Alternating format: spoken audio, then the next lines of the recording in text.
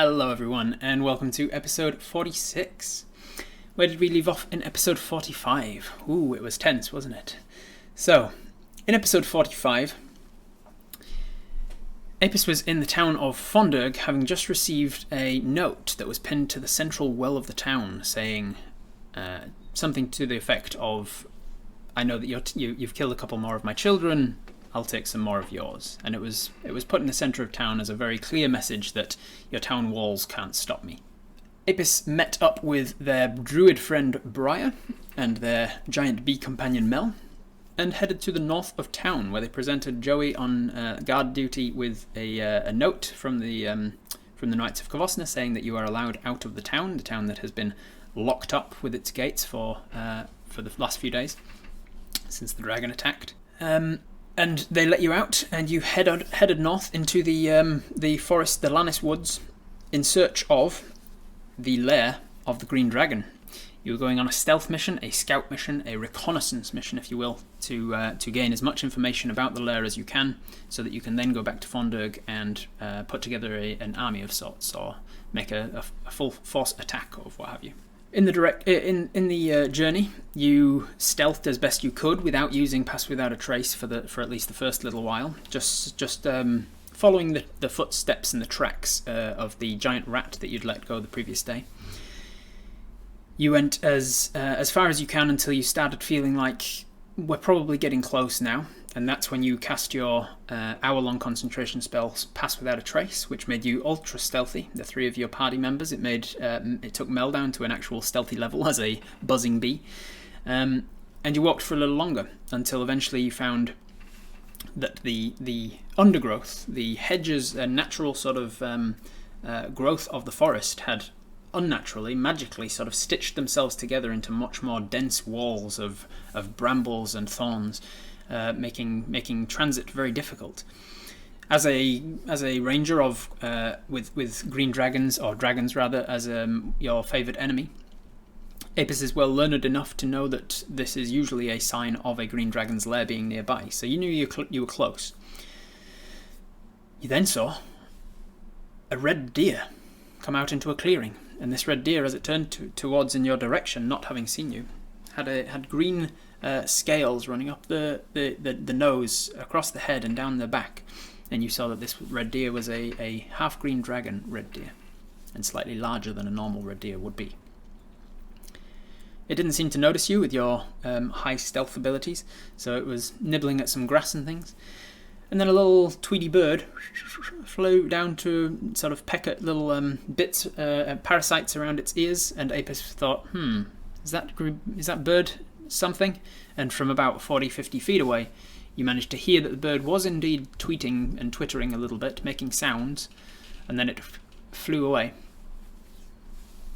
Not long after, the red deer turned and sort of walked out of the clearing, and Apis opted to follow it.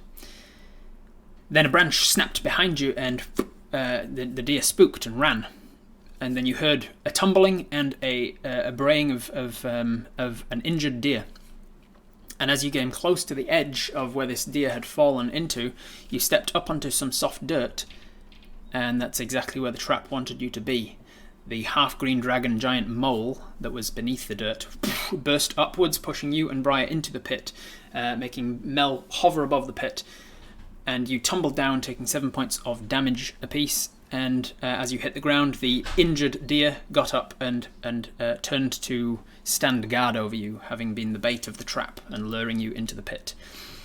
A tiny squirrel then approached the mouth of the pit and transformed himself back into his normal form of Lucifrique, a young green dragon, about the size of a shire horse with wings, and the neck of a long serpent. He then spread his wings above the pit, blocking off a good half of it at least, and then his shoulders came down into the pit, and his long neck as well, until he was just about a few feet from your face. He commended you on bringing him his next gift, though which of you was to be the gifter and which the gift, he wasn't sure about. He was, however, going to let one of you leave to take a message back to Fondurg, while the other one would remain here as his treasure or prize. He commended himself on outsmarting you yet again, and lauded himself as a god above all men, And then, being that Apis was the one being mouthy and mouthing off, he said, "I think I've chosen my prize. The hobbit will stay with me, and the mouthy one will take my message back to Fondurg. You have killed my children and left a sour taste in my mouth.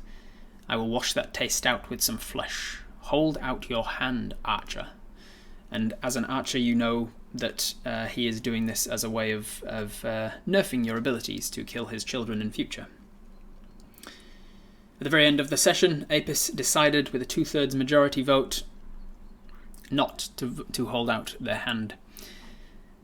Instead, arguing that in order for us to help Luciferic take out his father, which we know to be one of his ultimate plans, in order for us to help him, we need our hands. And he said, "Right now, your biggest use to me is in taking a message to Fondurg to fall in line. And you don't need your hand for that.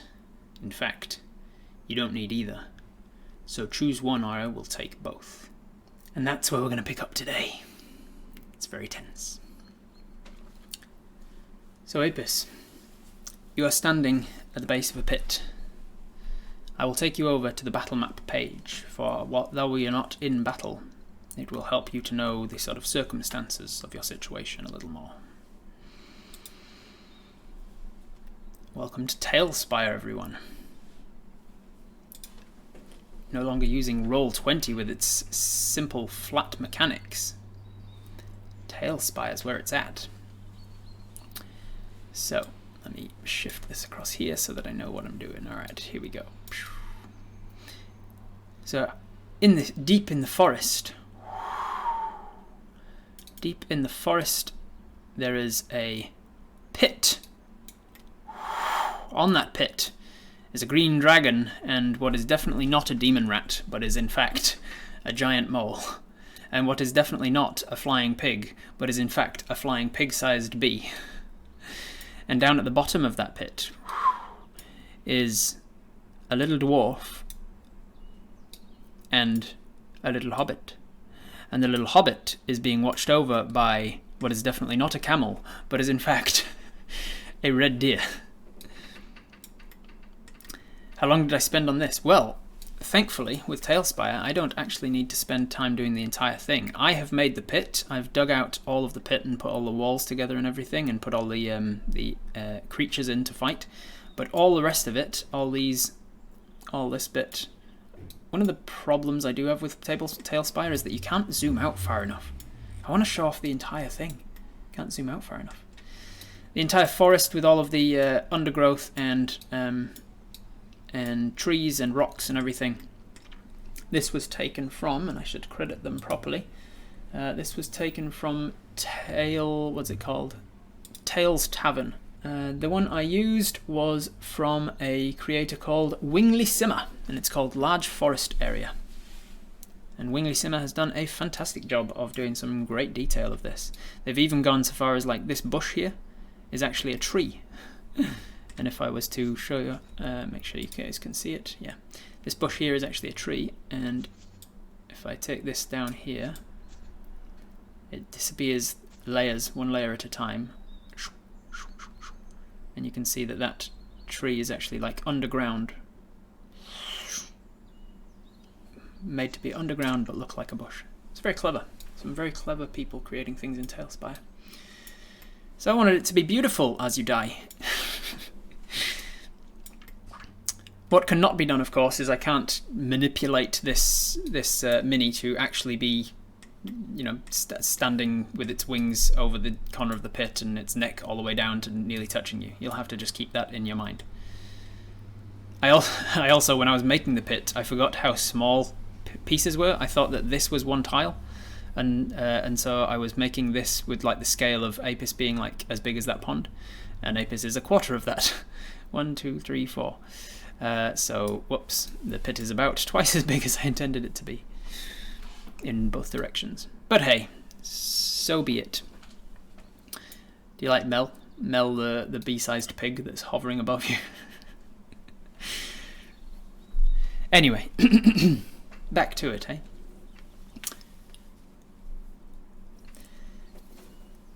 The last thing you see will be beautiful, exactly.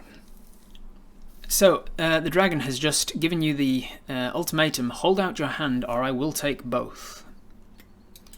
Does this change your mind to hold out your hand or not? There is... we decided at the end of last session to not hold out our hand, but the situation changed when he then threatened both.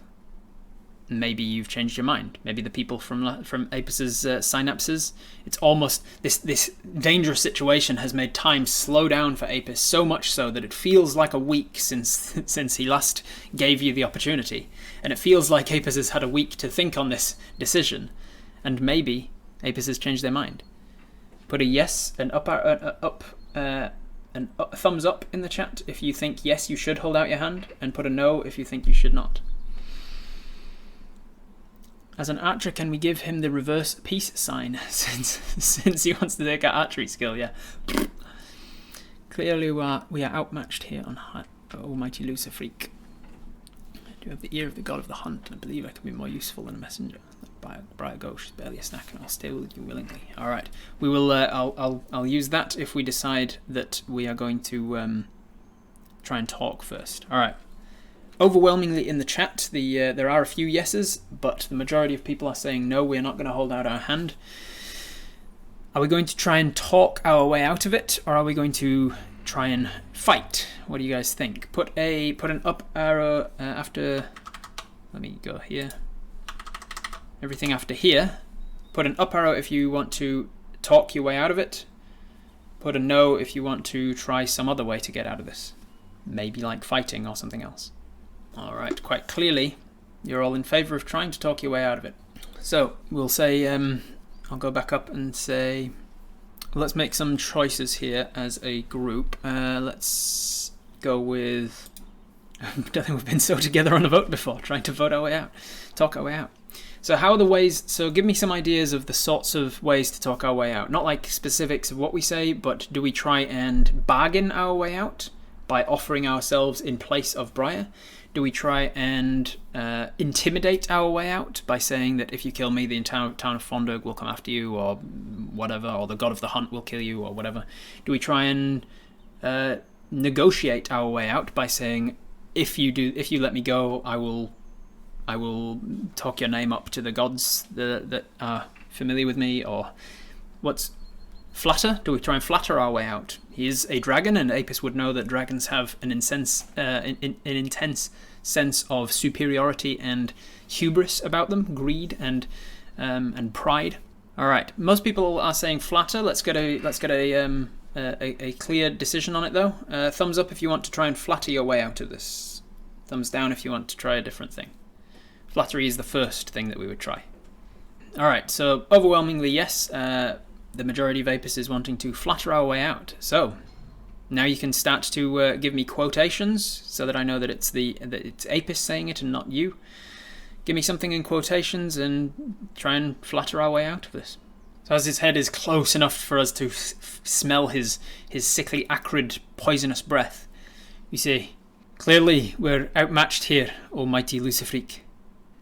However, I do have the ear of the god of the hunt, and I believe I can be more useful than a messenger. Let Briar go, she's barely a snack, and I'll stay with you willingly. You've outsmarted me. It's a very well-made trap. You are the king of your domain, clearly. And he says, Flattery. Well, I won't lie. I enjoy it. And his head retracts like a good few inches. And he seems to be listening for now. You've started the flattery. He's expecting more, it seems. I have been blessed by Alchemaz. If you keep me by your side and control me, it's the same thing as you controlling Alchemaz. And you'll for sure take your place, your rightful place among the gods. Is that right? Alchemaz, you say? You have been blessed by him?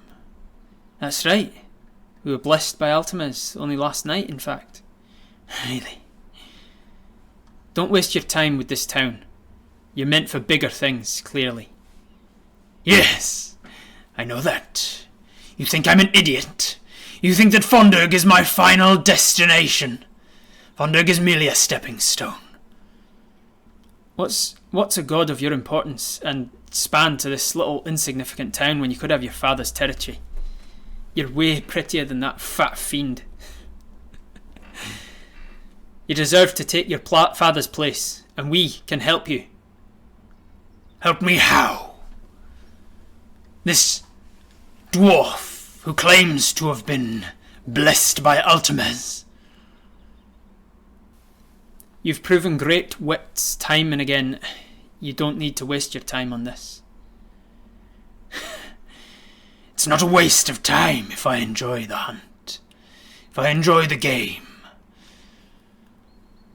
Once we saw your intelligence and skill, I knew that coming to you is the best way to achieve our goals. And what goals would that be?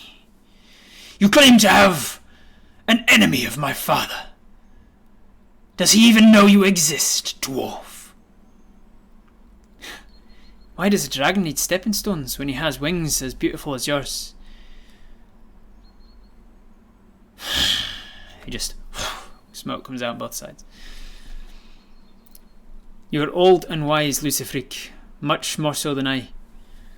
There's no one greater than you, and you could have the loyalty of a Horizon Walker that many of the gods are fighting for the loyalty of. I'm going to roll for him to see if he's heard of Horizon Walkers. They are rare. He says, "What is this word you keep using? Horizon Walker. We can be your eyes and your ears and your hands." Eyes and ears? And he lifts his head like right back to the rim of the hole now, and he bellows a laughter. And then his laughter turns into this sort of guttural, animalistic sound. This screeching of a cacophony of bird noises and skittering, and then suddenly you hear taking off from the forest around you, around the rim of this pit. Out of each of the trees there is rustling leaves as, taking to the skies, dozens and dozens of birds. Scurrying along the ground, dozens of rodents, rats, squirrels, mice, hedgehogs even. There are birds start to fly over, and the pit is almost entirely blackened by birds in the sky. And he says, "You don't think I have enough eyes and ears? They saw you coming after all, didn't they, little dwarf?" A Horizon Walker connects with the plains. Would you not rule all the plains rather than just one? I'm going to roll with that one. That is the first thing you've said that really touches a part of him that could have some real sway here. So I'm going to, on your behalf, move some space aside. I'm going to roll with the gem that you guys like, the gem dice. I'm going to roll this one with a persuasion check. You have a persuasion check, and through you being a ranger, and this being one of your favoured enemies, I'm going to give you advantage on the roll. I'm not going to tell you what the DC is, but I'm going to give you advantage on the roll. I'm going to pop back to the main page. You have no proficiency in persuasion, because it's not one of the skills in the skill box there. So it's just going to be a +1 charisma. Forest bonus does not apply here, I'm afraid, because you're not making use of the forest in your persuasive attempts. But you do have advantage. Advantage +1 on persuasion. Here we go. In fact, I have 2 different Apis dice, so I might as well roll them both at once. 2 different Apis dice. 2 different gem-like Apis dice here. I don't feel like that's enough space.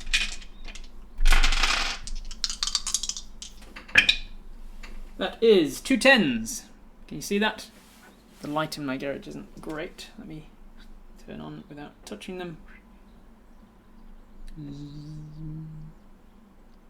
2 10s. 10 + 1 is 11. Now you do have a lucky horseshoe and inspiration if you want to re-roll. Re-rolling will take one of them and re-roll it. 2 10s is a 20. Yay! Imagine if that's how D&D worked. Advantage gives you a +D20 to your roll. So put a thumbs up if you want to re-roll it. Put a thumbs down if you do not. Why the difference? So inspiration is granted as often as you guys inspire it in me. If you do something that's particularly in character or selfless, or you tend to an animal in need, that sort of thing. Going up to check on the wounded red deer was very much an Apis thing to do. So if you didn't already have inspiration, you would have gained inspiration for that. Even though it put you in a dangerous situation that you probably knew was somewhat of a trap, you would have gained inspiration for doing so. Horseshoe is more powerful because it can be used on more things, but you only get it once per day. Overwhelming, yes. So we are going to use the inspiration because you can get that back in a day. You can get that back more than once in a day, rather. And we're going to re-roll one of these dice. So it's either an 11 or whatever I roll, whichever's higher. That is a 13. 13 plus 1.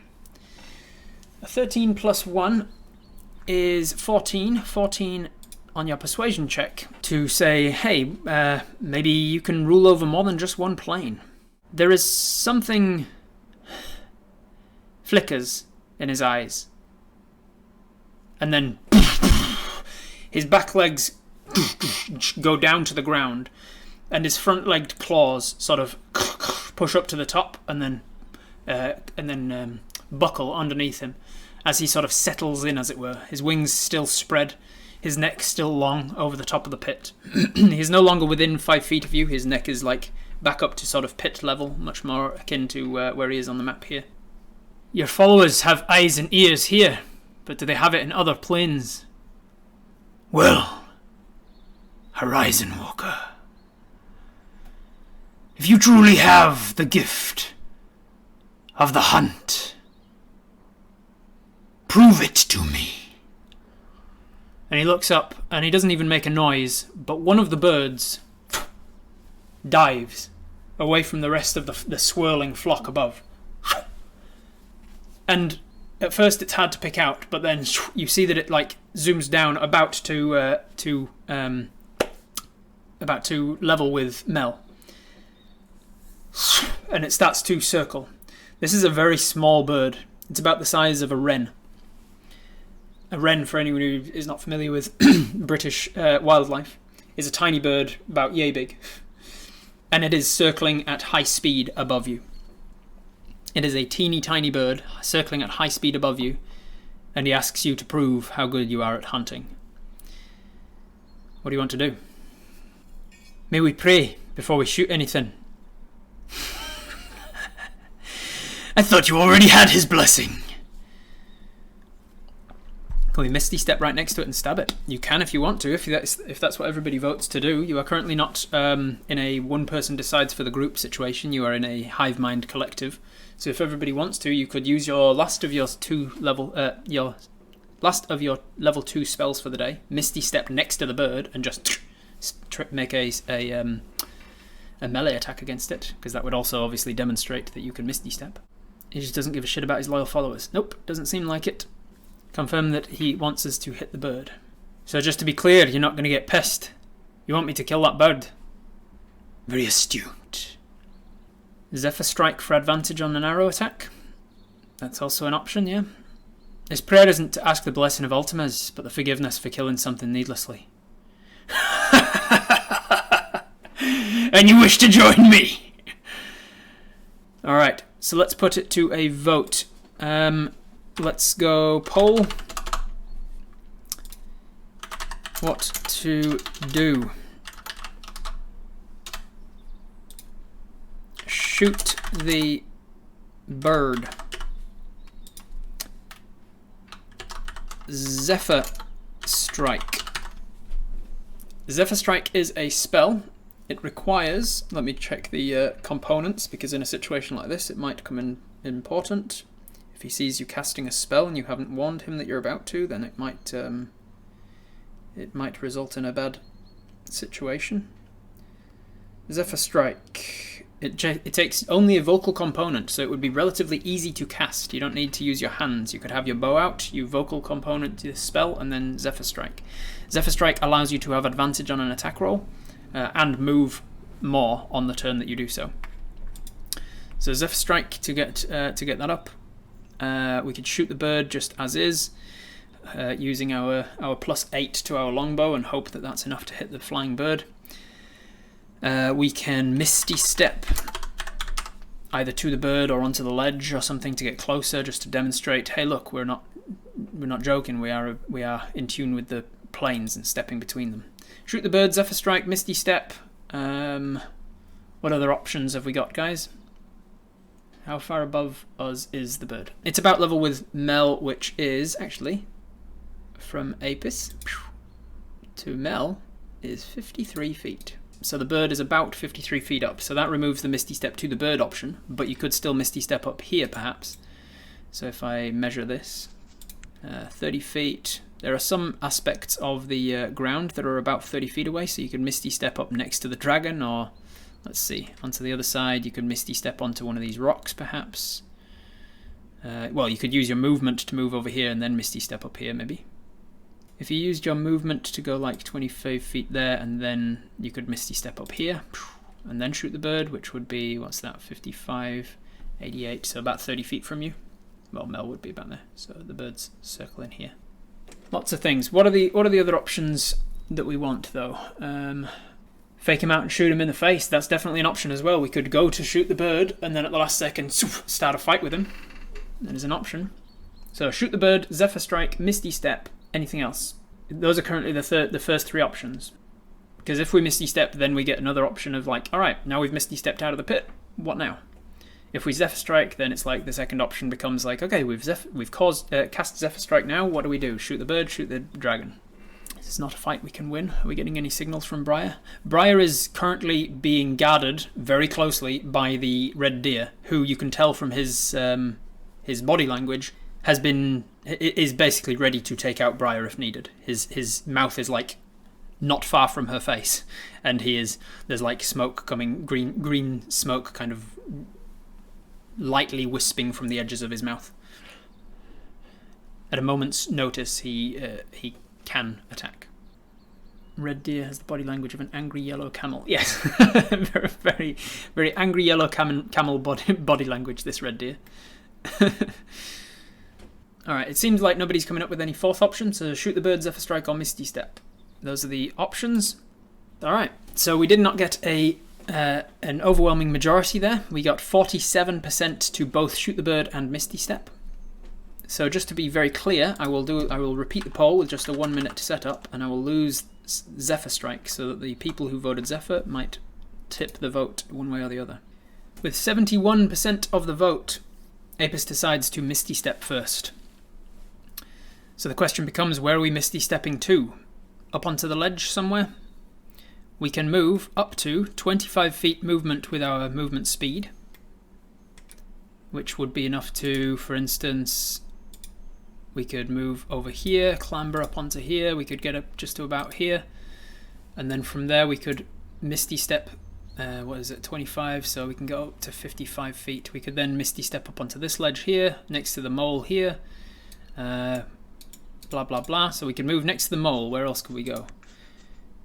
We could go from here, we could sort of clamber our way, oops. Can you guys actually see where I'm, yeah. You could clamber our way over to this bit here, this ledge, and then we could up onto here, Misty Step. So that's option 2. How about the other way? Let's have a look. What's over here? Apis could first move over here 25 feet, and then Misty Step up to just about here. I'd allow it. After all, I did say the pit was bigger than I intended it to be when I was making it. So you could go to this one, or you could do the same to the other side. So I guess the decision is: do you want to go to which direction did I have this in my mind? So you fell in. The mole is on the sort of southeast sort of side. Let's just call this east. So I'll just put in a poll: north, east, south, or west. Do we want to go onto the Misty Step onto the north side, i.e. next to the dragon, near the dragon? The east side next to the mole? The south side above the green dragon? Or the west side over this direction? To give you some some context, you came from the east. You were going sort of northwest-ish. So you were going.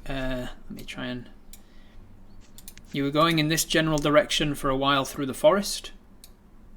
You're going in this general direction through the forest, and then you came to a place like way over here that was all kind of blocked off with unnatural magical growth. And then you followed the red deer west. You followed him this direction, and eventually you got to this dirt mound here. And looking down into the pit, poof! This mole came out and tipped you down. Fondurg is like way down here in this direction. In this direction here, like down to the southeast. Cool? Alright. So now that you are sufficiently oriented, I will say Misty Step where? North, east, south, or west? North, brackets dragon side. East, brackets mole. South, brackets deer, would be above the deer. Or west, brackets forest, because going to the west is going deeper and deeper into the forest. With 44% of the vote, people voted for the south, which just eked out 40% to the east. So nobody wants to go north or west. I will revote. We're getting quite granular because it can make a difference. It can make a big difference, because if something goes wrong and we start... Oh, you couldn't see the cursor, sorry. This section here is between the dragon and mole. This section here is next to the mole. This section here is southeast corner, and this section here is the ledge. So do you want to go here, here, here, or here? 47% of the vote want to go next to the mole, right here. 37% want to go southeast corner, like here. So we're going to split the difference, and Apis is going to try and get up onto this rock here. Close enough to be next to the mole, close enough to be next to the southeast corner, and it'll be as high as you can get without being out of your range of Misty Step. So he says, "So, blessed by God of the hunt, prove it." And he looks up, and without saying a word, a wren comes circling down above you. Tiny little bird, only about the size of a tennis ball at most, starts circling around at relatively high speeds, and he asks you to hit it. So you say, "Alright then, I'll prove it. I'm going to walk across here. I'm going to use the connection that I have to the plains to travel out of this pit." And at that, he kind of like he moves his head down towards you a little bit more, just like a couple of feet. You see, "I'm just going to appear up on that rock right next to your mole friend." He looks across. He says, "I'm going to appear there, and then I'm going to shoot that bird. If I do so, that's the last test that you're going to put me through. I've proven my worth. You let me go. You let Briar go." "No. If you prove your worth to me, I let you keep your hands. But I keep your prize. She stays with me. You brought her to me as a gift, after all." Deal? Yes or no? What do you say? He's still not willing to let Briar go. He's going to let you leave with your hands, but he's going to keep Briar. What do you think? Yes or no? But the yes is, you know. Tough one. "Will she be safe with you?" "What use to me is a dead hobbit?" he says in reply. "Listen, you want Fondurg to listen. You should send Briar back with the message. They know her and they trust her a lot more than they do me. I'm an outsider. They'll listen to her." Briar says, "I'll be fine, Apis." It's pretty tough to tell from the emotes alone. I'm going to have to put this to a 1-minute poll. You're not proficient in insight, I don't believe. No, you're not proficient in insight, so without making an actual check of it, you're not 100% sure how Briar's feeling about the situation. You can tell, even with your passive insight, you can tell that Briar is scared, understandably. She's like a tiny little 2-foot tall halfling, and she's in the presence of a very large, very strong and powerful half-green dragon deer that is breathing down her neck, literally. I love it when Apis is so split right down the middle that it comes down to a literally 50-50 vote. 50-50 vote, everybody. Apis is literally down the middle. And you know what happens when that happens? We put it to a dice roll.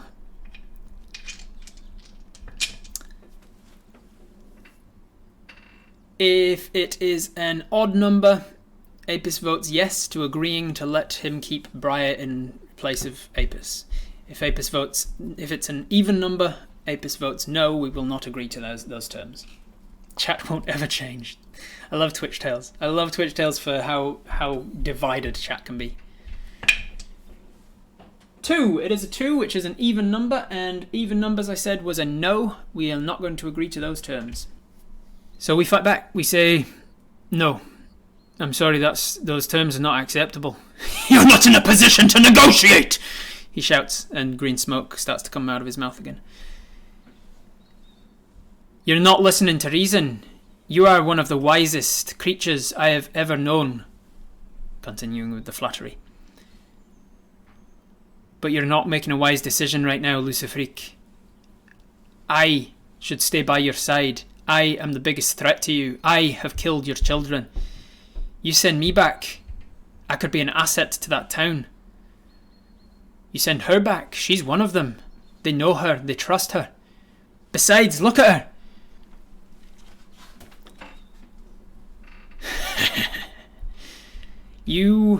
Let's see.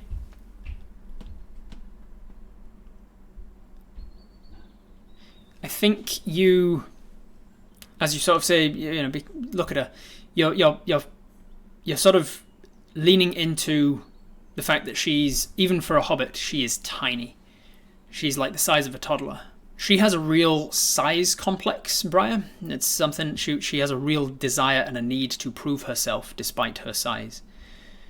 And Apis knows that Briar is powerful. Even despite her size, she is powerful.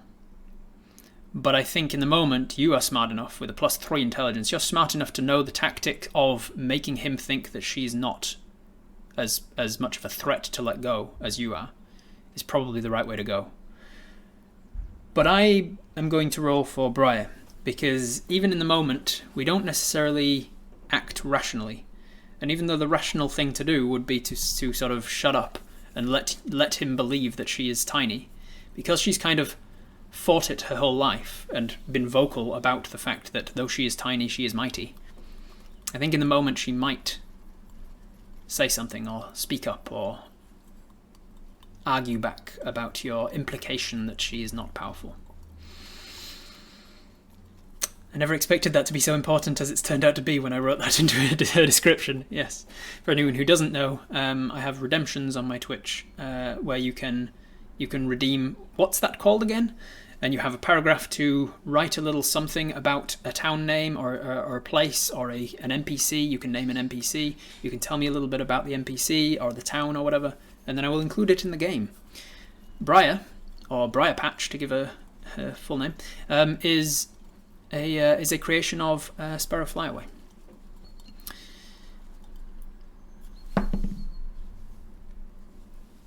Briar Patch, thankfully for the moment, is wise enough, with a wisdom saving throw, is wise enough to keep shut. You see it on her face, this fleeting moment of, hey, this insult. You've just, look at her! And her instinct is to fight back with you. But you see it kind of pass her face, and then she kind of bites her tongue.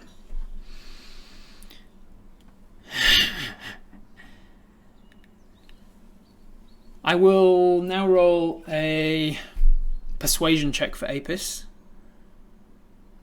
He does see your point, but when you've got someone as egotistical as Luciferique, it is hard for him to change his mind, because it's a way of showing weakness, to show that you were wrong in making your decision. Once a stubborn, egotistical megalomaniac like him has made a decision, he doesn't necessarily want to show that he's going back on that decision, because that would show that he's not omnipotent or omniscient. So we're going to make a persuasion check to try and persuade him to change his mind openly and to keep you instead of her. Because you are manipulating a green dragon in the way you talk, and you have learned Draconic through the study of dragons, I will give you a advantage on the attack on the persuasion check. Advantage means I roll both of them, and we see what happens. Let me get my phone light up so that you can actually see. We got a 4 and an 11. If you can see that. A 4 and an 11. 11 plus 1 persuasion. Do we want to re-roll it with our last re-roll of the day, the lucky horseshoe? So with 60% of the vote, we decide yes, we are going to re-roll that, because trying to keep Briar alive is important to us. Interestingly, what I had already decided for myself was that if you decided to re-roll, you are giving up one of your mechanical advantages for a potential fight in favour of keeping somebody else alive, which is a very apist thing to do, and by doing so has gained you inspiration. And we got an 11 on that one as well. So with advantage we got an 11 or an 11 plus 1, 12. With the 12, however, he says, "If you prove your worth to me, I might keep both of you and send the message another way." 12 was not enough to convince him to let Briar go and change his mind in that sense, but it was enough for him to persuade him that he might keep you. So, given that is the deal that you are working in, we walk forwards. We use our 25 feet of movement to climb up to the edge here. You see the mole comes right to the edge and sort of looks down. As you get there, he speaks over to the green dragon in Draconic. You understand it, but you know that Briar and Mel won't. He says, "If the dwarf does not appear where they said they would, or tries anything untoward, kill her." And he says that last one in a very menacing way that he knows you will be able to understand. The deer comes really close, like inches from Briar. Breathes in and just holds their breath.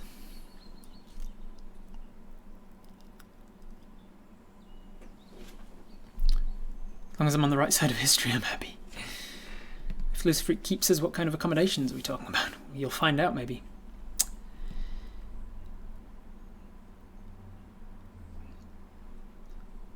Can we say, as we're about to Misty step away, we turn to him and say, "If you intend to rule these lands, showing that you can change your mind is a strength that mortals respect."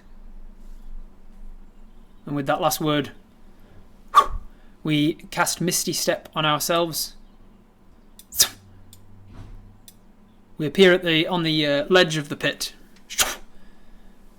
in a cloud of mist and greenish haze, reminiscent of the Fae.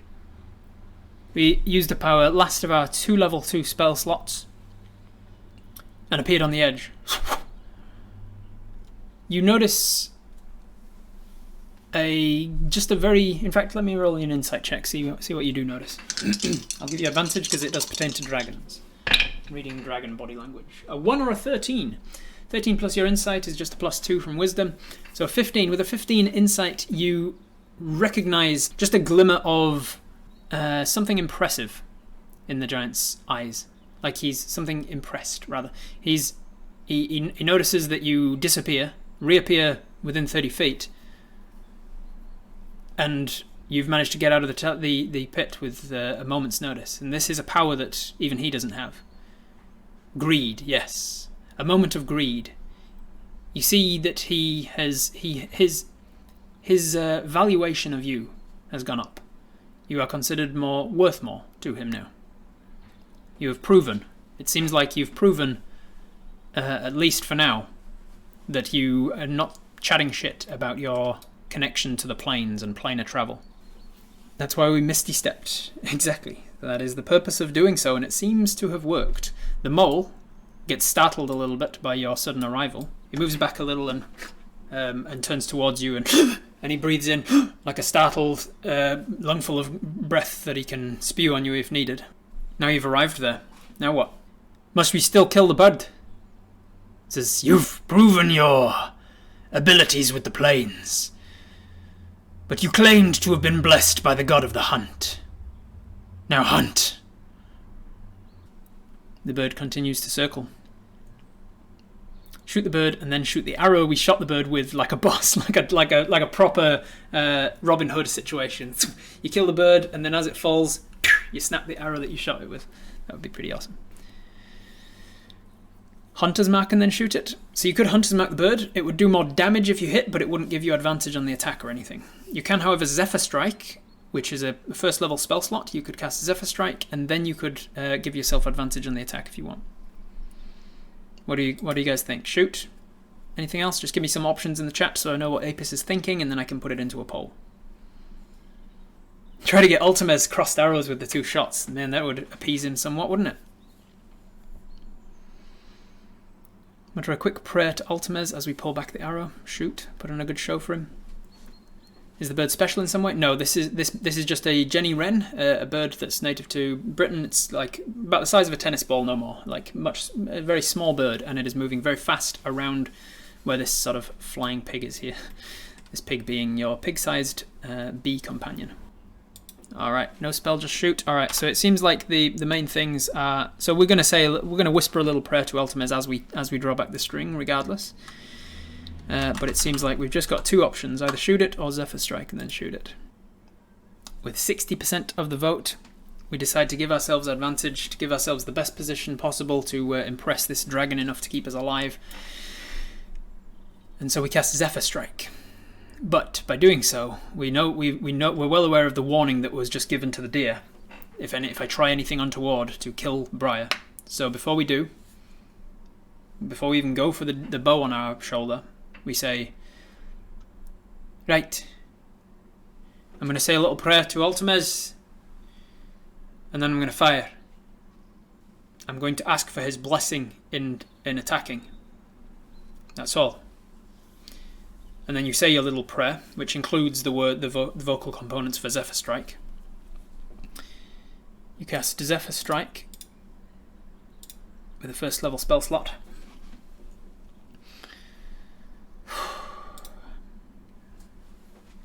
And then you pull back the bow. Now, one last poll to do. Do you shoot the dragon, the deer, the mole, or the bird? You have Planar Warrior, and you have advantage on the attack. You could do quite a bit of damage with this, if you crit. As you pull back the bow, you feel like somebody is watching. Like a higher power is watching. You remember, in case anybody is here that wasn't here last week, you remember that last night you said a proper full-on prayer to Ultimez. You took time to properly pay due respect to the god of the hunt. And it seemed that he was listening. A crow feather that you gave to him from a creature that you'd killed on a hunt seemed to turn into an arrow and then shoot off into etherealness. It was a quite clear sign that you are blessed on this hunt. So you feel like there is some unknown boon or bonus. So I'm going to give you three minutes to decide. You can talk amongst yourselves. You can ask. You can sort of put your point across. It is very clear to you that the deer has the readied action to attack. But if you were to shoot the deer and kill it with Planar Warrior, then it can't attack, obviously. It can't take its readied action until if it's dead.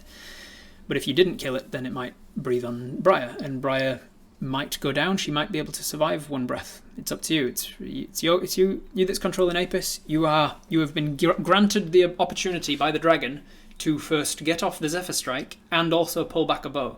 So attacking the dragon is definitely a possibility. You could just quite easily at the last second move your target to any one of them.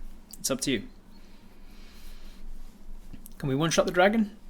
I'm not sure. I mean, well, I'm sure, but you guys are not sure. If you hit it right with a crit, and you plane a warrior as a bonus. Would Apis know how hardy dragons are? They would know that it is possible to kill a dragon with an arrow if you hit it in the brain or something, but it is unlikely to get through scales that are thick enough and unlikely to kill it with one shot. Alright, with just under 2/3 of Apis deciding to do so, there's a large chunk of Apis's mind that wants to shoot the dragon. As you pull back the bow, it passes over the dragon's head. And there's a moment where you just feel like, if I just loosed my fingers, that's all it would take. The dragon seemingly sees this as well and sort of smiles, as if taunting you, as if daring you to do it. Do it. But you pass past him, take aim at the bird, and with advantage on the attack on the bird,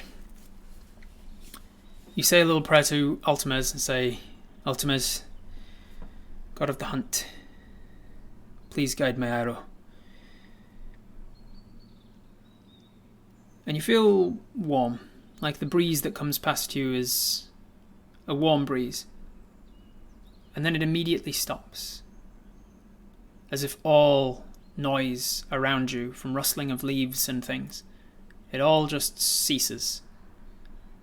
The air seems to go still, very, very still, giving you prime condition for your arrow. And then with advantage from Zephyr, you take a shot at the bird. You have a 4 and a 9 on the attack.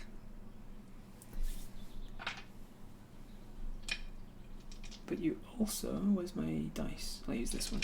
I'll use a Mel dice. But you also have a 19 on the attack. Because as your hand starts to shake a little in the nerves of what might be if you miss this bird, and what a small and fast target it is, there is a shake to your hand. Both hands. You take aim, knowing how much is on the line, knowing that the dragon is sneering and gloating and enjoying the torment that he is putting you through. You feel a very warm hand around yours. Nothing's there, but there is a warm hand around yours that just steadies it. It doesn't aim for you, it just steadies your hand, and it's comforting. And you realise the boon that Ultimes gave you last night was advantage on a roll, even a roll that already had advantage. And you loose with a 27 to hit. That is sufficient. It strikes through this wren, taking it from living one moment to completely dead within the split second that the arrow strikes. The bird never sees it coming, never feels any pain. It nails it right through the chest, and your arrow sails off into the forest. We can mark off one of those arrows as being consumed. You aren't getting that back.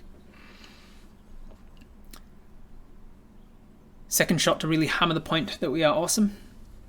So we have definitively shot the arrow, shot the bird that he asked to.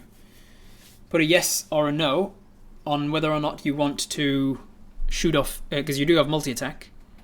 With a second attack, you could try and hit the same bird, or your arrow, with your second arrow, really hammering home the fact that you are a good archer. If you do so, it will be very impressive, and it will definitively solidify you as a good hunter. But you may miss and undermine your own ability. You may lose a an extra arrow. It's coming down to about 50-50, maybe leaning towards no, so I'm going to put it to a 1 minute poll. Alright, about a quarter of you, let's say, goes to pull out an arrow and thinks about taking a shot as the bird falls. And then thinks better of it.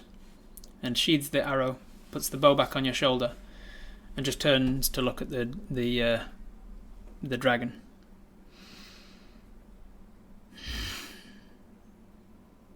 Well, my, what a wonderful shot you are. I think I will keep you after all. He turns to the mole in Draconic and says, So, take him. The mole starts to step up, if I can get him to step up, and starts to approach. He then turns to the dragon and says, Take her. The deer, rather. And the deer steps forward. Take them, you say. Them? But of course, far be it from me to show lack of respect where it's due. You see the mole approaching. It is close enough for you to climb on the back of it. What do you want to do? Take us where? Why, to my treasure room, of course, where the rest of my gifts belong. And Briar? She comes with us. 2 for the price of 1 means I don't have to go out and claim another for another day. Take solace in the fact that you have spared Fondurg one more prize, champion. Let ourselves be taken, yes or no? Are you getting on the back of the mole? Alright, everybody's saying yes, so you will clamber up onto the back of the mole. You can tell as you do so that its hair is coarse and short like that of a mole, but then it very quickly turns into green scales along the back, which gives you a rather uncomfortable seating position. You look down into the pit and you see that Briar has done the same. Let us write a note on our bee friend to take it back to the town so that they know we've been taken. You want to deliver a message, right? And he says, I think I have the message for myself. Your bee is a companion, right? And looks up at the bee that's sort of circling round. Mel still waiting for your direction. I think she can go. Do you want to say anything to Mel? He's letting her go, it seems. So you say in Sylvan, this dragon won't be satisfied until it has dominion over all these lands, Mel. You need to be ready to fight or flee. But Apis, what is happening? Are you going with this dragon? I don't have a choice right now, Mel. You should head back to the town. Let them know what's happened. Just be safe. You will be okay. I think I'll be fine, Mel, for now. And as she starts to fly away, you say, Mel, tell them, and you sort of quietly, tell them that the animals of the forest are watching them. Okay. And then she buzzes away. So, you succumb to the, or you give yourself over as, you give yourself over to the dragon. On top of this giant mole, the red deer works his way out of the pit with help from the mole, scrabbling and pushing more dirt into the pit to create more of a climbing route out. It picks and chooses and scrabbles its way up until it gets to the rim of the pit. The birds that are circling have since dispersed back into the trees. And the dragon starts to lead the way back towards the direction you came from before you followed this trap. The green dragon is notably not having trouble in the underbrush. You see that the long legs of a green dragon that you've read about before, you see the long green dragon legs, that is one of the things that sets them apart from others, allows him to move through the underbrush with relatively lack of encumbrance.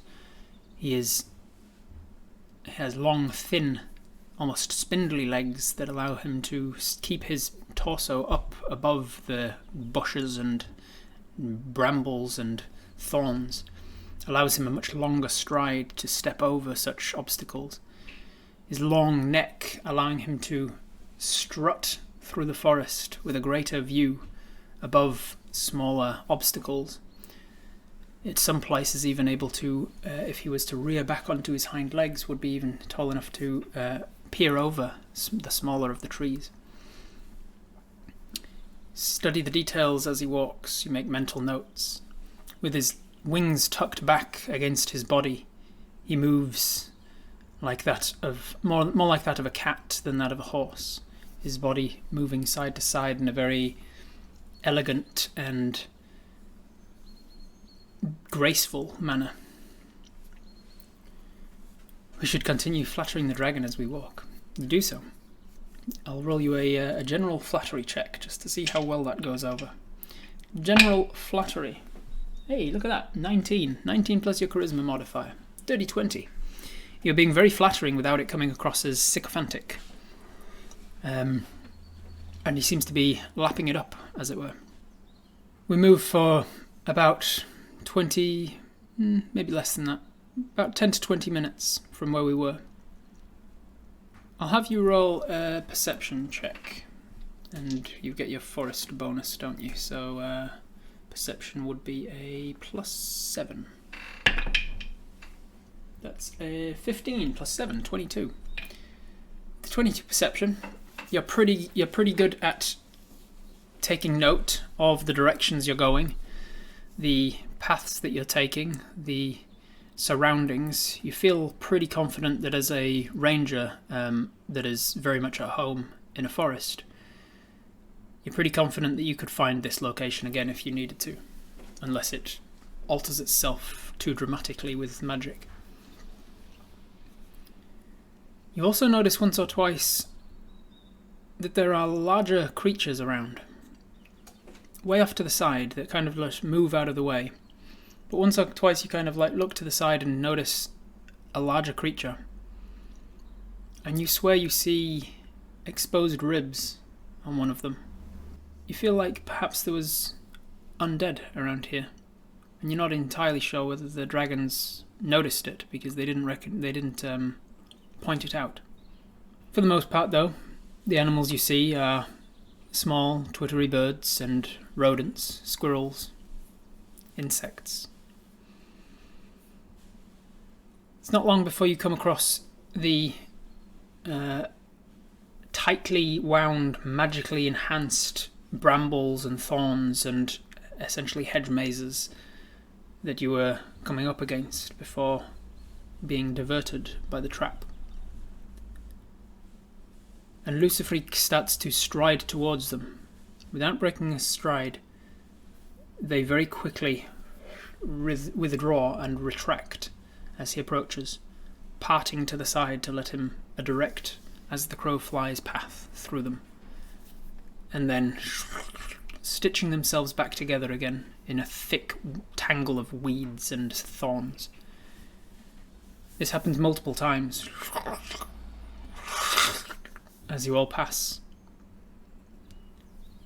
until eventually, after another 5 or so minutes of walking, you see an enormous wall of these thorns and roots and vines, weeds, branches, brambles, taking up an entire tree, a large tree, probably 100 feet tall. This wall is just taking up everything you can see from your current peripheral. You step out into a bit of a clearing, and you're up against this wall now. And as Lucifreak approaches it, these don't retract out of his way. Instead, he stretches back. His wings sort of go out to the side to give him some balance as he lifts himself up onto his back legs. And his neck stretches long. He seems to be surveying and deciding on something. And then he slumps down to his right and paces around this wall. And as you go with him, in silence behind the deer and the mole, you notice that After 100 feet or so, it sort of slopes around more like a curvature than a wall.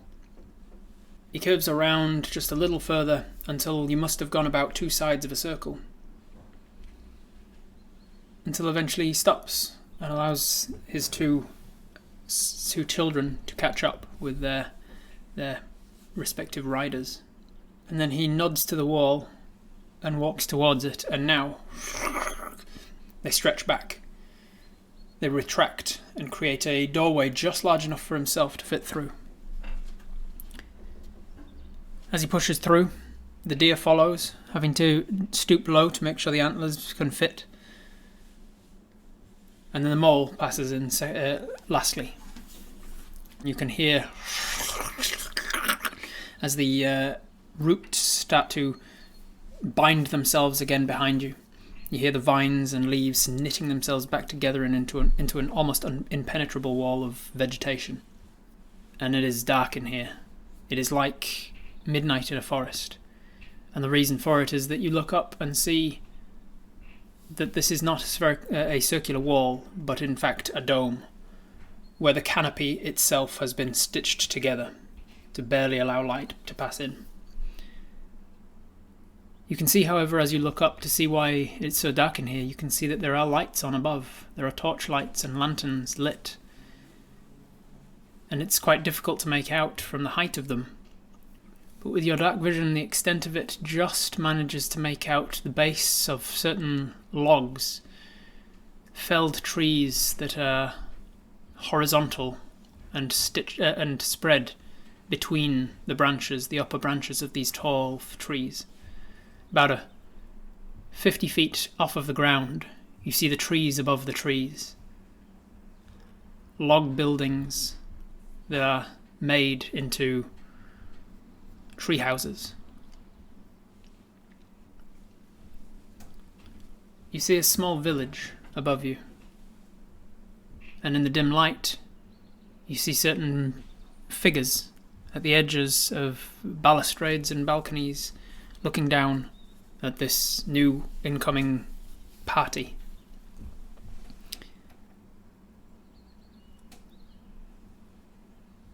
At attention, treasures! Your king has returned!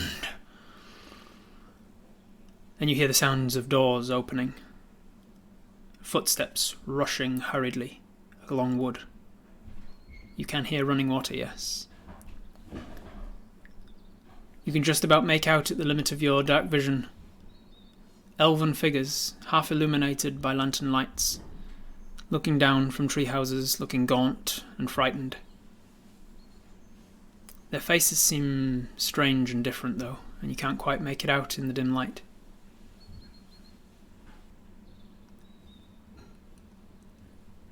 I have no company for you to keep. You hear footsteps on undergrowth, leaves being crushed as moving towards you at speed is a humanoid figure. This humanoid figure seems to be wearing scale armor, scale plate. And as they approach, you realize it wasn't entirely armor. What you assumed to be the scale gorget is actually the scales of a neck. And the face of this creature as it approaches is long and draconic. And you've met dragonborns on very rare occasion. They are not a common sight.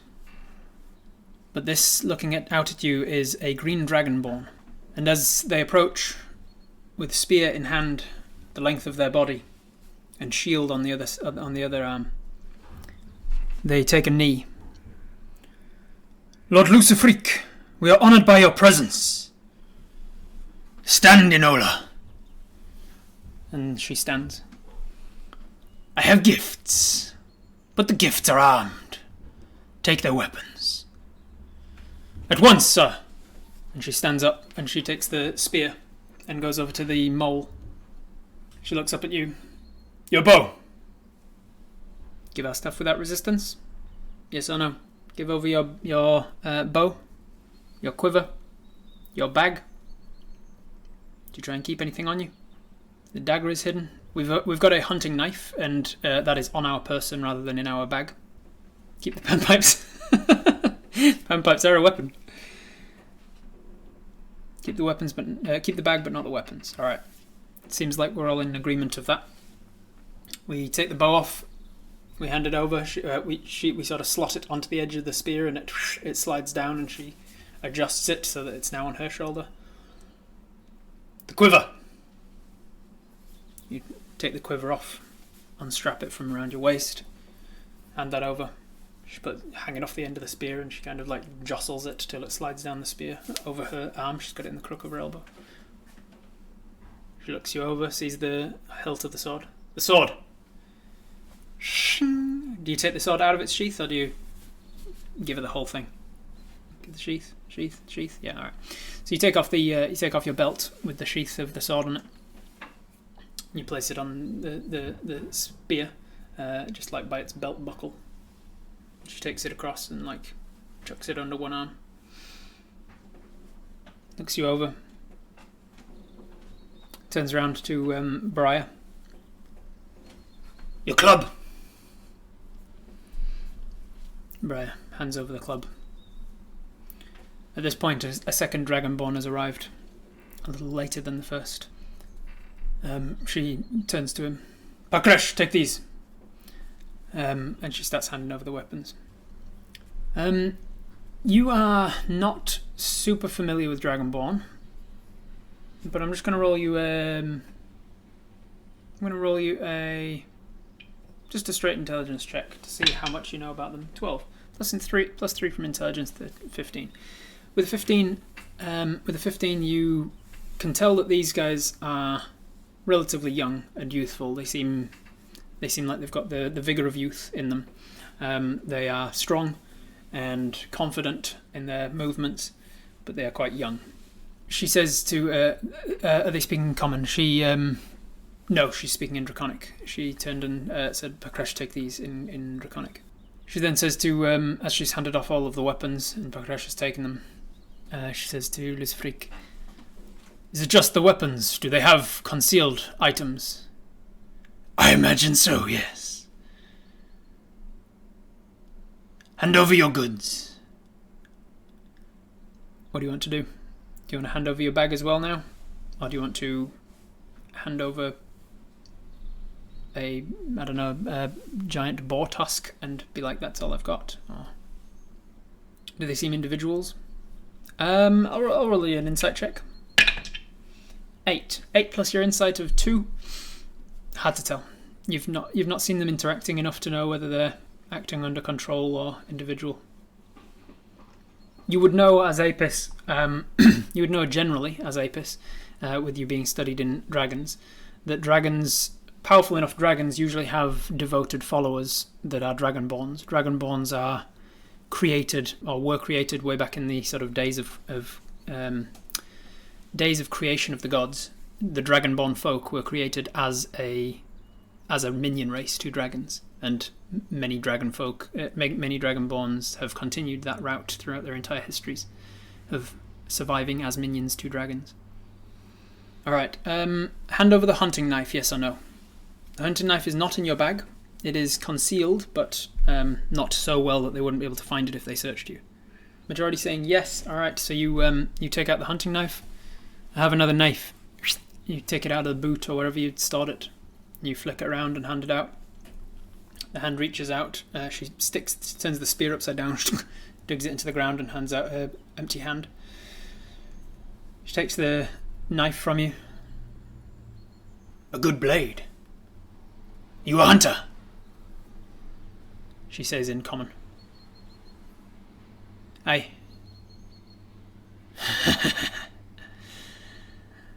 She takes the blade and places it into her belt.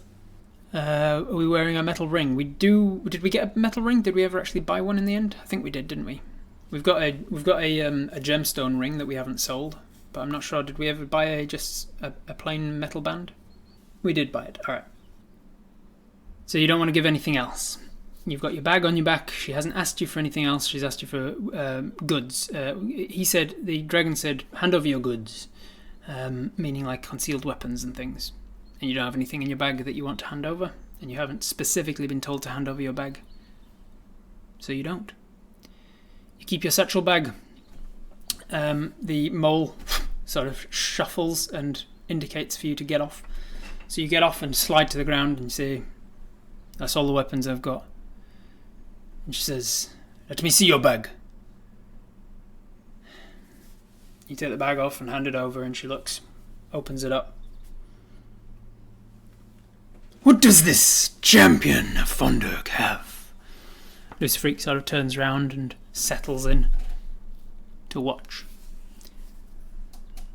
She takes out a net. "A net? Keep it." So she keeps the net. She looks at taps the bottom. "Bedroll?" "They can keep their bedroll. We wouldn't want you to be uncomfortable, would we?" "What's this?" Pulls out a kit. Unbuttons it at the front, unlatches it with its little soft leather strap, opens it up. There's clinking of glass and things inside. "Some sort of kit? What do you make with that kit?" It's a herbalism kit. It's just for identifying different herbs and things in the forest. It's for collecting useful items for making potions or things. "Ah, potions. Then you can keep it. They might replenish the stores here." She closes it back up, wraps it up, puts it back in your bag. She pulls out a crow feather and, like, with a face of, like, apprehension, she's not sure how he's going to take it, she brings out a giant crow feather. "Ah, a souvenir from my daughter. Tell me, did she put up a fight?" What do you say? She did, yes, she was a good fighter. She was a brave warrior. "Yes. That's why I sent her. She was meant to be smarter than to take on this obvious trap." Yes, well, she fought well. It was a close run thing, that fight. "Really? What else?" She pulls out the boar tusk. "Oh, you kept a souvenir from both of my children. Tell me, did you offer the rats and the squirrels the same respect?" What do you say to that? She puts the tusk back in. She gets out some lantern oil. "Flasks of oil." "Oil? Keep it. I believe you're wise enough to not start a fire." Looks around at the dome of enclosing forest that would entirely incinerate you if any of it caught alight. We did keep mementos of the creatures that we killed out of respect for their lives, but the Knights of Kivosna kept them. "I see. What a wonderful denizen of the forest you are." She takes out torches. "Keep them." She takes out rations. "They can keep their food." She takes out rope. "Rope. 2 lengths of rope."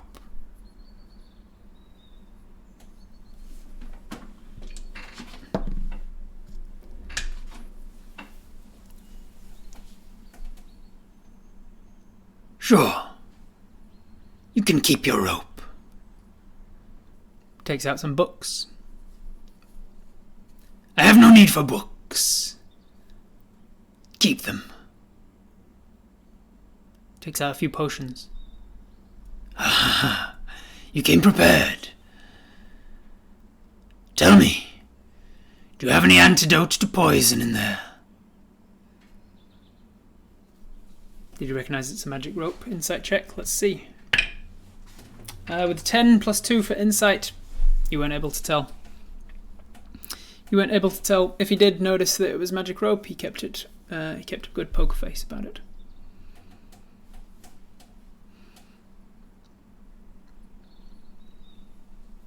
No antidote, no. Just minor healing potions for scrapes and bruises and cuts. Keep it. She brings out a horseshoe. Another memento of an animal you've killed. I don't need antidotes to poisons. I'm a dwarf. Dwarves are not infallible. But in fact, you've given me an idea. And then he turns to Common and says, How about dwarf blood? Would that help in your studies? I believe it might. Very well then. Consider it a gift. Don't say I don't do anything for you.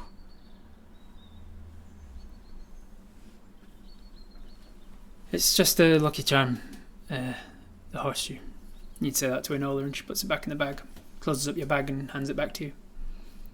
So she keeps the net, but lets you have everything else. Oh, and the arrows are gone as well. Maisie didn't take the dice. She didn't seem to even consider what they were. Just a wooden box. Usually kept for keeping trinkets and snuff box and stuff. Can we ask him about what we saw on the ride here? Sure. You say, Lord Lucifreak, keeping up with the flattery. He turns his attention to you. On the way here, we saw animals with ribs exposed.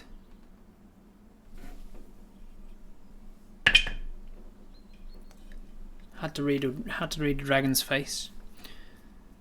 So animals with ribs exposed and whatnot. His head kind of cocks a little bit. Creatures that seem decomposing but moving around. Is that right? Where did you see these animals? On the ride here, between here and the pit. How close to here? I don't... maybe 5 minutes ride. How many? Just like 2 or so. What animals were they? I didn't get a good look at them. I thought you were a hunter! He's now gotten closer, and his face is pretty close to yours. They were very close. Maybe it was a bear, I think, and a deer, perhaps. Very well. Enola, welcome our guests. Show them the ropes. And then he turns and walks past you, and the side of the wall that he came through moves out of his way to allow him to pass, and then back up again. Right before it goes back in, the deer leaves, but the mole stays in the room, in the dome with you, and then it knits itself back together again. Enola then taking the net, hands it to Pakresh. Pakrish, sorry, and Pakrish takes it and leaves deeper into the into sort of the center of the dome. It's a good thing. There's something up there that ruffles him. Enola, is it? Yes. Do not speak to me unless spoken to. And she, since Lucifreak left, has taken a much more confident and authoritative manner, like an egomaniacal sort of megalomaniac manager. Once their manager has left, and now they've gone to back to being like, I'm the biggest authority here. Sort of, you get very much a strong vibe of her from that. My apologies.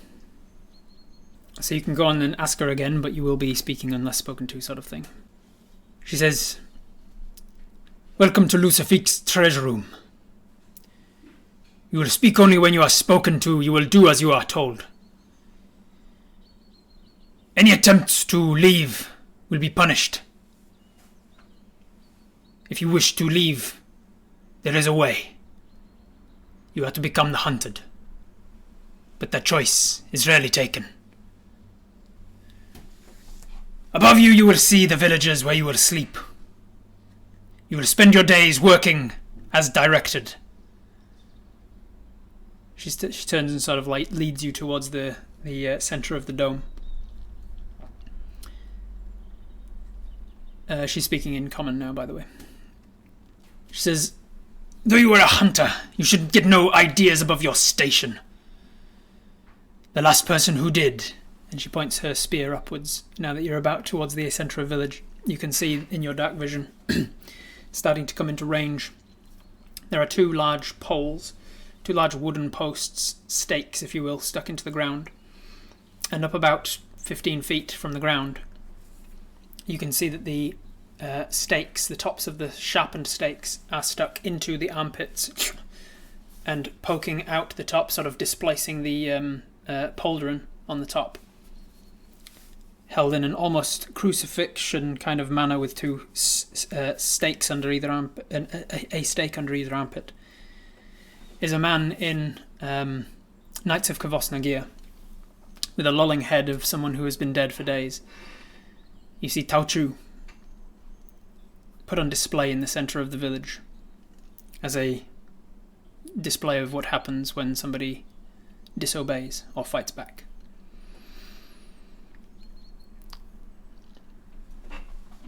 His eyes are bloated. I'm going to roll you a medicine check. Oh, 19 plus your medicine of +2. With a 21 medicine check, you recognise in him signs of very familiar poisoning. You recognise that his eyes are bulging and his veins are black. He very much resembles somebody that the many people that you saw in Shafgushal after the Unguhef attack on your village. You also recognise with a 21 medicine check that he's been dead for days. He has quite possibly been dead ever since the moment that he was taken by Unguhef. You're not 100% sure, especially not from 15 feet below. You're not 100% sure whether or not he died since arriving here or since at the attack. But one way or another, he's been dead for a while, and he died of poisoning. That's the fighter of Fonderg that was ambushed in the initial onslaught. So you are taken to the middle of the town beneath these two standing posts. Enola tells you to start climbing, and and you notice off to the left you see a rope ladder, and you start climbing.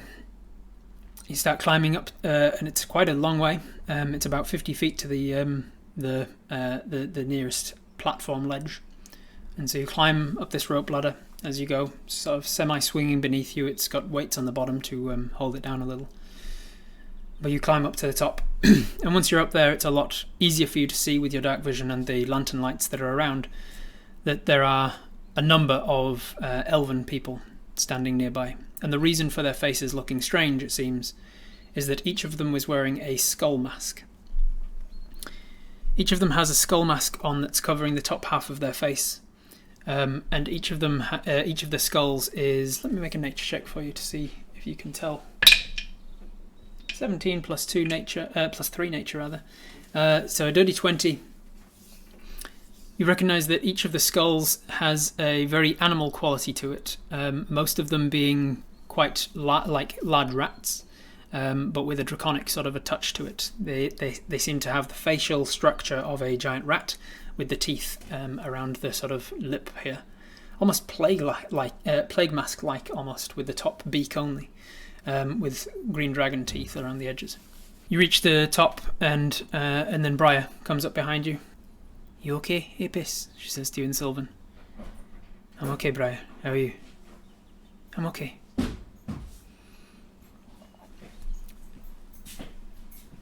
"I didn't know Kavosna was a god of death." "He's not. Who's saying he is?"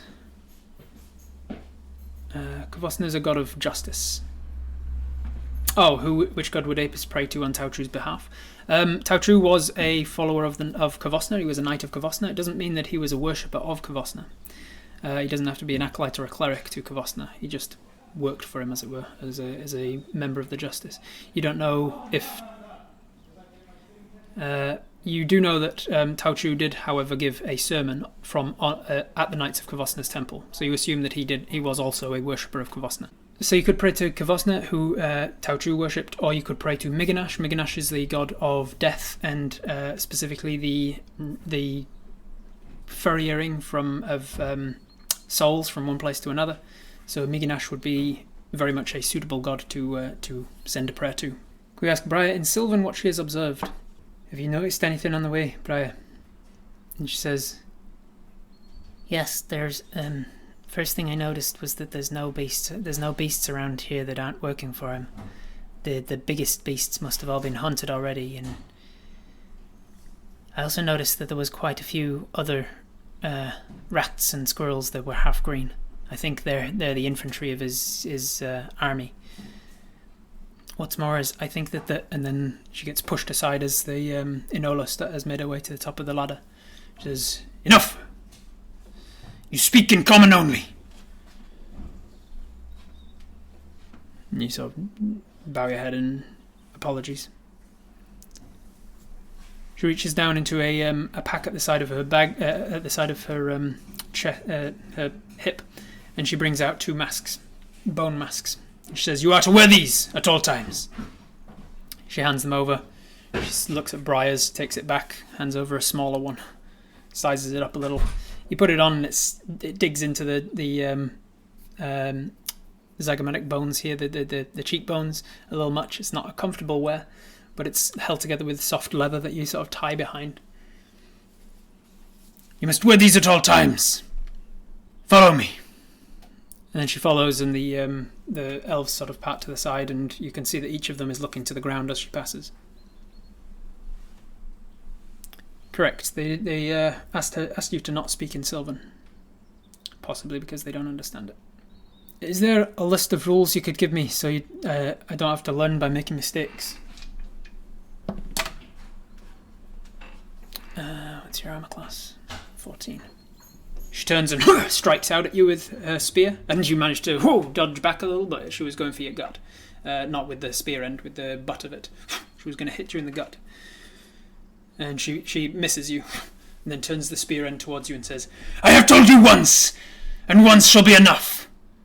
Do not speak unless I am speaking to you.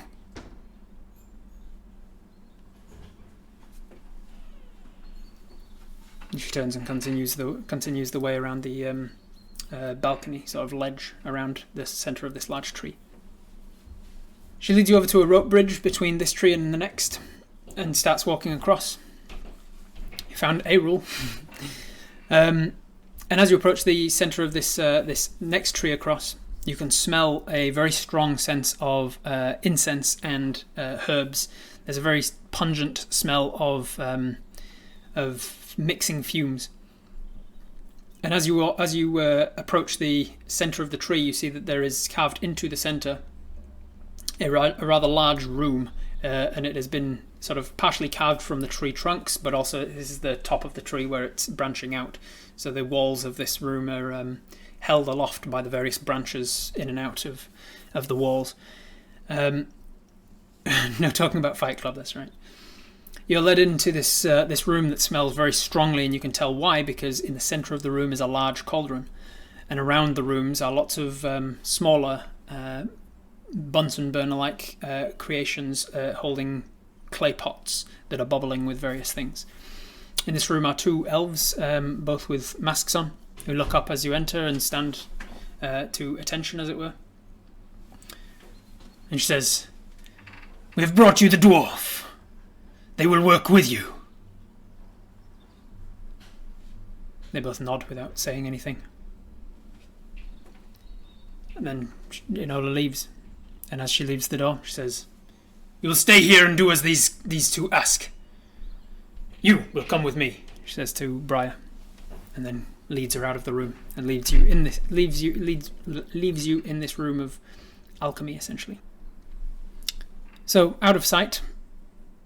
Once she's out of sight, one of the elves walks over and says, Are you hurt? You say, Not really, just a couple of bruises, it's fine. She says, Have a seat, and you sit down. And she says, I'm Capona, this is Larrington. We are alchemists and brewers. Our task is we have to try and work out if we can create a potion of sorts, a concoction, that will grant somebody vulnerability to a dragon's breath. We have been working with antidotes to try and find the opposite effect. You will be given as much work as we can. The way to survive here is to prove your worth on a daily basis. How can I help? Your dwarven blood makes you somewhat resistant to poisons, am I right? That's right. We can study it. You will be given you will be giving us blood samples and we will be studying it. Surely that's not all I can do. I can help some other how. You will be helping. You will be moving things around and collecting and studying. You will probably have to go out into the woods and collect herbs, and I overheard that you have a herbalism kit. Yes, I do. You bring it out of your bag and show it. We are running low on supplies. Things break, and obviously there is no glassblower around here, so it would be useful to have those jars and things. You place your herbalism kit back in your bag. Do you know if the most recent treasures are still here? She says, the treasures before you? Yes. Do you speak of Cassandra? Yes. She is here. She is not taken well to the change. She will come round, I think. If you know her, I would suggest you try and talk her into sense. If she does not prove her worth to him, he will not keep her around. How about Charlie? You know Charlie as well?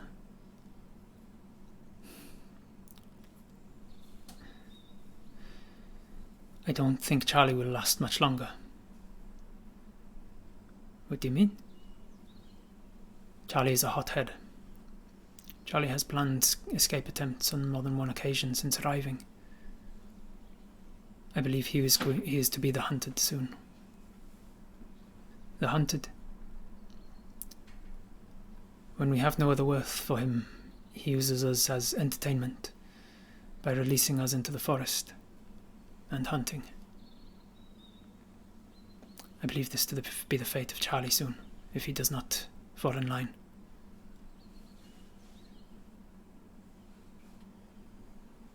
Have you, you say you've been studying antidotes and things? Yes. Have you accidentally discovered anything stronger than an antidote? They both get visibly uncomfortable and say, no, we have not been studying anything as such a thing, and nor would we. And she says so in a very pointed way. I'm going to make an insight check. 3. Not very insightful. There's a lot going on for you, so you don't pick up on a little thing here. Wouldn't someone of sound body and sturdy constitution resist a potion that would make them vulnerable to poison? That's one of the difficulties we've been encountering, yes. But he is insistent. Being a test subject for the poison potion could help us get an easy way to microdose with lots of exposure. That's a very good point. Look, we can talk to Cassandra, try and calm them down, get them to help us. Help us how? How many Dragonborn are here? She sort of looks to the door, gets up and kind of walks towards the door. Next to the door there's a sort of a shelving unit, and she picks up a clay pot from that, as if that's what she was doing in the first place. Looks outside the door and comes back. Says, we do not know the exact numbers as they come and go, but there are at least 4 that we know of. They are really on duty at more than 2 at a time. She hands the pot over to Llarenton and says, I recommend we start on the second experiment. Says to you in a much more hushed voice, do not try anything. Do you know why the dragon wants the potion? Well, isn't it obvious? His best weapon is his breath. Attacking creatures such as yourself that are resistant lessens the impact he can do. Why not just use starvation and exhaustion to lose someone's resistance to the potion taking hold? That is very well and good if you have test subjects that you can control the food supply of. But he wants it to work on creatures that are his enemies. I want to be able to contribute. I don't want to become the hunted. Can you help me to be able to contribute? Yes. Have you studied alchemy before? Not alchemy, but I am very well learned in herbalism, and you take out your books. I've got books on potion brewing, books on herbalism and plants. I'm a quick learner. You shall be able to help Larenton and I. Larenton, meanwhile, has gone over and found an iron pot and taken it out and lit a fire beneath it and started pouring in various different liquids.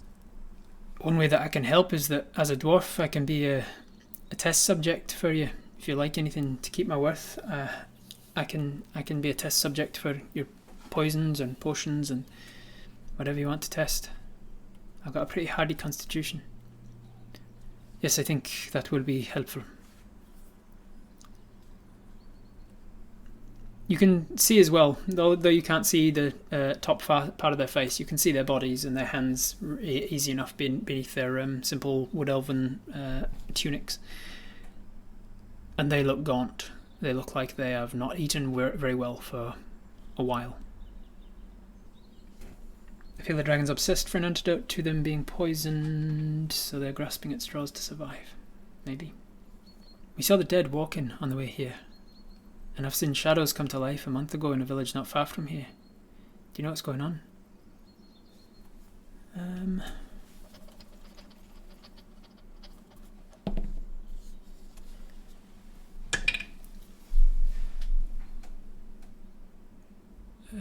You can't read her face because it's behind a mask, but she says, "How close were these dead?"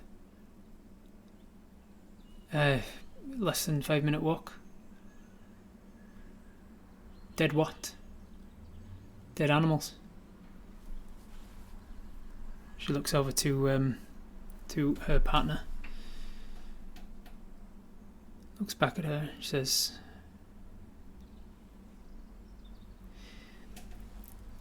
There was always a man that lived nearby. Before Luciferique arrived. He was a danger to the woods, but tried to keep to himself. We tried to stay away from him. He experiments on dead creatures. He and Luciferique have not seen eye to eye, but they will generally stay out of each other's way. How long have you been here? I have lived here all my life. As an elf, you know that's anywhere between 100 years and 700 years. She seems to be an adult, which would mean that she's at least 100. And she doesn't seem to be ancient, so she's probably not somewhere in the middles. I'm not planning on trying anything, I just want to get a better picture of our new situation. I understand. Basically, keep your head down, prove your worth, and do not speak in the presence of the Dragonborn, unless they ask you a particular question. So this vulnerability potion that he wants from you, how is he to deploy it in battle? It depends on what form it takes when we find it. There are many forms of potions and poisons that can be delivered in certain ways, and she starts working, taking pots off the shelves. She walks over with a couple of scoops of something and puts it in the iron pot that Larenton was working on. Some are ingested, some are injected, some are delivered by arrowheads. Do we have any more of the rootweed? And he says, yes, I had just... and he takes a pot that's on the shelf beside him. We're running out, though. Scoops a little bit out. Some are injected, some are inhaled, vaporized. There are others that... here, she takes a bushel, sort of a bunch of like stems, kind of like a spring onions. She takes a bushel of them, puts them in front of you and says, here, and hands you a relatively blunt chopping knife. Says, just chop those up as much as you can, fine as you can get them. And you start to chop as she potters around, gets a couple of things, puts it in the pot. There are various different ways that it can take. Once we have discovered a way to make a person vulnerable to a particular poison, then of course we will have to create a way of it being delivered in the way that Luciferique wishes. His plan to create a vulnerability to poison seems flawed at best. Yes, well, it doesn't tell us his whole plan, just the aspects of it that we need to know. What we know is that he wishes for us to work on researching an ability to make someone vulnerable to the poison of his breath, and then he will deliver it as needed. We will learn more as we are needed for more. Would you care for some rations? She tends to look. You have food? Aye. You stop chopping and put the knife down. Get some rations out of your bag. They're sort of wrapped up in soft leather. You hand them out. They take them. You are giving these to us to eat? Yes. Thank you. Thank you so much. And they start to nibble quickly. What is your name? My name's Apis. Well, thank you, Apis. I'm sorry that you're in this position. You take your water skin out, just hand it over, and they...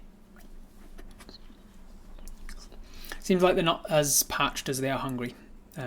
They do have access to water for their potions, after all.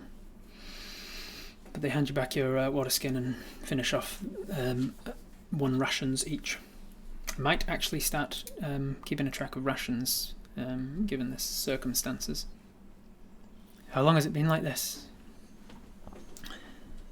Luciferique arrived about 3 or 4 years ago. He has been working to subjugate us ever since. He put us in a dome about a year ago, after too many escaped. How long has he had his army? The whole time. He's been increasing it daily.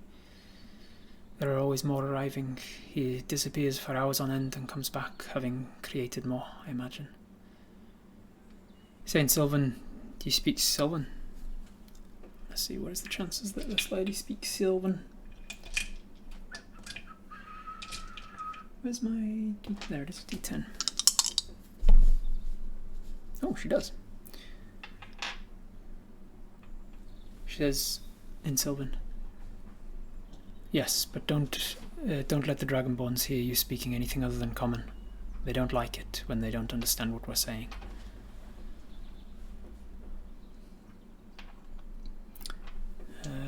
What about Larrington? Does he speak it? He does not. So as she's replying to you, he goes, and she goes, "It's fine. I was merely telling Apis that we are not to speak languages that the Dragonborns cannot understand. I'm a good forager. If you need someone to forage, you are. We do need more ingredients of various kinds. We can forage for food and ingredients while we're out.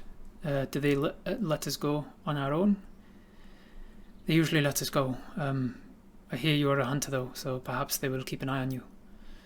They have enough of his kind around that you should be probably on your own anyway as you forage.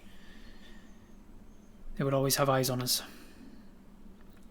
Surely the best test subject would be Luciferique himself. A sample of his blood would be helpful, especially as I assume he means to use his breath weapon against his own father. We assume that that's the case as well. You know about his father? Yes. Right. Yes, we believe this to be his weapon in his war against his father. 3 or 4 years so before Shafkushal was destroyed.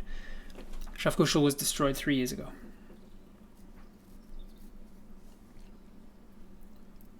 Do you know where he was living before? I assume with his father. Do you know what languages the Dragonborn do understand? Common and Draconic. I'm not sure if they speak others. The pot suddenly fumes. Jesus, Chandras. She takes some towels and wraps them around her hands and takes the pot off the fire. We need more rootweed before we can try it again. We should move on to trying out the experiment of the rat blood with the good berries and see if we can get something with that. Yes, of course. He takes the pot and leads it outside, and then you hear it slosh onto the ground beneath. So, what can I do for you now? If you are up for it, we need to collect ingredients. Aye, if the Dragonborn will let me go, I'm happy to search. Very well. Come with me.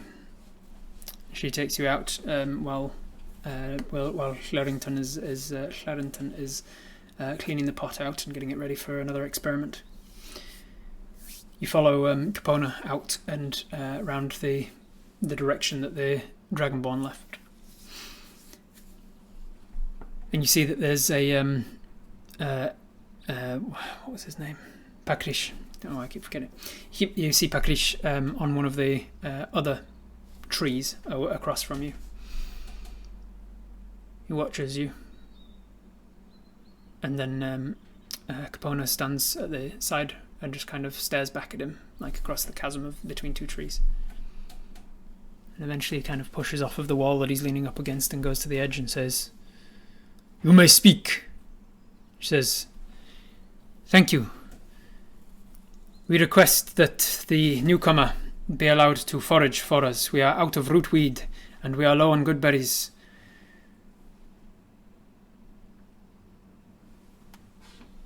He turns and he walks from his balcony across to where there's a rope bridge across to another tree, and he walks across that slowly, and he slowly walks from that one across to the one where you are. He says, "Come with me, dwarf," and turns, and she says, while you're out, try and find Simbatril and what are some of the other ones that I know? She gives you a list of different types of ingredients that I have written somewhere. Simbatril is the only one I can think of off the top of my head. Mundwort is another one. She gives you a few of them. So you are taken back the way that you came in the first place, back to the centre of the village, where you are led down the rope bridge, the rope ladder, down to the ground, past the corpse of Tao Chu hanging limply in the centre of town as a warning to the rest of you. And you approach the edge of the wall where the knitted up vegetation is preventing your escape. There, he puts his hand out to the vegetation, and it's not long before some bugs start to crawl up and out of it and onto his fingers. He speaks to them in Draconic, and you understand. He says, "Tell Luciferique we wish to leave. Tell Luciferique we wish to. The new dwarf needs to forage for the ingredients." Then he puts his hands back to the wall, and the bugs kind of crawl off of his hand and into the bush. And he says, "Why don't I take you for a tour of the town while we wait. And he leads you around the outskirts. And you can see in your dark vision that he is showing you essentially that there's no way out. He leads you around an almost circular sort of path that leads for a couple of 100 feet in diameter around the wall to show you that it's unbroken. And everywhere there is this brambled bush. Looking at it, you feel like you could pass through it. You would be moving very slowly to crawl through it, and you'd be taking damage as you did so. You'd be scratching and injuring yourself along brambles and things as you pushed and digged your way through this thorny hedge. But it would theoretically be possible. You can see that there are about a dozen or so rooms at the top of this treehouse canopy. Dragonborn don't have dark vision. How is he seeing? Good question. He doesn't seem to have a light source. You continue on with behind him. You're looking up. He's showing you the different buildings, and he's not really giving you that much of a tour per se. He's mainly just showing off that you can't escape. Then eventually he walks back you through the centre of the town. So once he goes like a semicircle around, he walks you back through the centre. And just on the other side of, you hadn't seen the other side yet, you got to the place with the rope ladder. You got to, so just past that on the, let's give it a direction, let's say north of town, there is a building that is on the ground that seems to have been more recently built and not by elves, it seems. It is a relatively sturdy-looking wood house, a log cabin, as it were. And he says, "You are never to get within 30 feet from this house. Understood?" Nod your head. He walks you past it. You get the impression that that's probably where the Dragonborn stay. You walk past that, past Tauchu. He points up at him and says, "Do not forget what happens if you try anything funny. You will be watched." You leave that area back towards the wall where you gave the message. And then before long, there's a ripping of vegetation about 40 feet to your left. And he walks you over to that pat. You walk through it. There's no sign of Lucifreak anywhere. But once you walk through, he stands in the doorway and says, "You are to be back before nightfall, or you will be the hunted." And then he turns around, and there's another like 10 seconds or so as he just kind of stares at you before the wall knits itself back up again. And you are alone on the outskirts of the dome, without any of your weapons or nets. But you do have your herbalism kit. You have your book on identifying herbs and the beginnings of potions. The potions has the list of ingredients, the ingredients that you were asked to pick up. And that is where we're going to pick up next week. Thank you very much for joining me, everybody, and we'll see you then. Bye.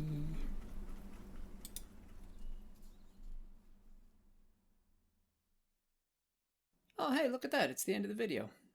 Don't forget to hit subscribe. See if you can get me to that next arbitrary milestone of 10,000 subscribers. That'd be pretty cool. Thank you.